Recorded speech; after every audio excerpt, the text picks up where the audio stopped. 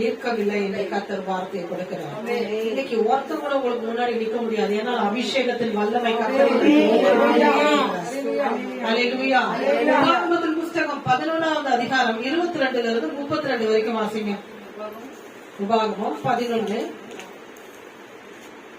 11:22 வாசிங்க. நீங்கள் உங்கள் தேவனாகிய கர்த்தரிடத்தில் அன்பு கூர்ந்து அவர் வழிகள் எல்லாம் நடந்து அவரை பற்றி கொண்டிருக்கும்படி நான் உங்களுக்கு செய்ய கற்பிக்கிற இந்த கற்பனைகளை எல்லாம் ஜாக்கிரதையாய் கை கொள்வீர்களானால்.